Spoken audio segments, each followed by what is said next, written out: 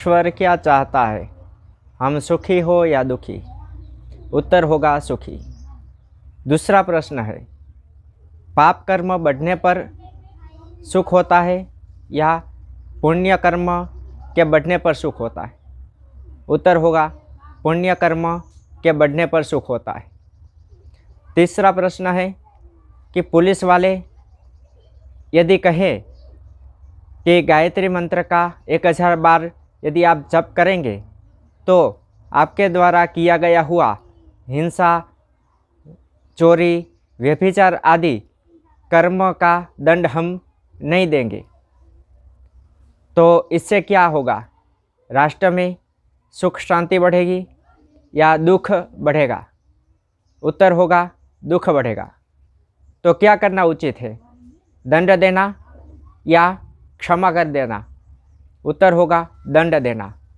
दंड देंगे तो ही राष्ट्र में सुख और शांति बढ़ेगी। तो अब आ जाइए ईश्वर पर। ईश्वर चाहता है कि हम सुखी हो, और सुखी हम तभी होंगे जब पुण्य कर्म बढ़ेंगे और पाप कर्म नहीं होंगे। तो गंगा स्नान से पाप कर्म धुल जाए तो क्या होगा? पाप कर्म बढ़ेंगे या घटेंगे? तो निश्चय से पाप कर्म बढ़ेंगे, क्योंकि हर कोई हिंसा, व्यभिचार, चोरी आदि करके गंगा स्नान कर लेगा।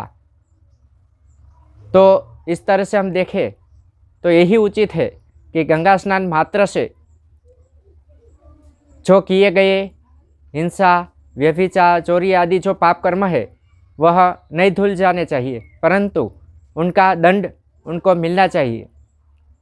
तभी पाप कर्म क्षीण होंगे, पाप कर्म घटेंगे और पुण्य कर्म बढ़ेंगे। तभी सब लोग सुख से, शांति से रह पाएंगे, और ईश्वर यही चाहता है। इसलिए ईश्वर कभी पाप कर्म को गंगा स्नान से माफ़ नहीं करता है, क्षमा नहीं करता है, उनका दंड अवश्य